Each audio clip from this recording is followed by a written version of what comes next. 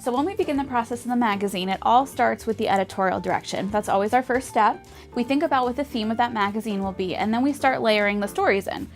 So the next thing we did was we sat down at a communications meeting, which is where all of our different department heads come together and tell us about what's going on in their areas, and we see what might fit into our theme.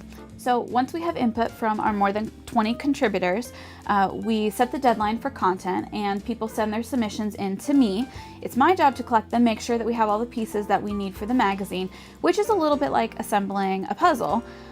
We get content from the resident life team, the dining team, healthcare, and even our residents will occasionally author articles. And so I bring all of that together.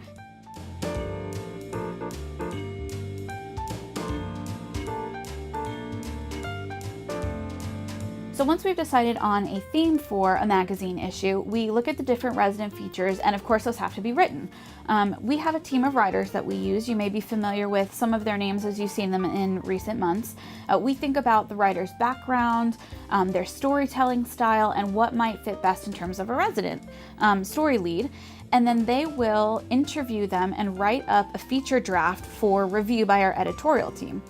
We take a look at that, we fine tune it, and we make sure that we share it with the resident before we even start the design and layout process to make sure that it meets with their approval and to keep our resident feature leads feeling comfortable. Because at the end of the day, we want to provide a story that makes them feel proud to have their neighbors and their friends and their family read it, and ultimately we're trying to honor their story.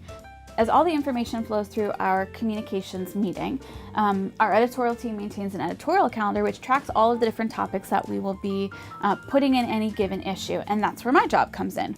I make sure that all of the content submissions arrive on time, and as I'm editing the content that gets submitted, I apply what we're calling ShellPoint style, and it refers to word choice, grammar, etc. Because we receive content from over 20 different contributors, it requires an editing hand to make sure that it sounds cohesive when we flow it all into the magazine. Because if you think about it, ShellPoint Life magazine is ShellPoint, the organization, speaking to its different audiences.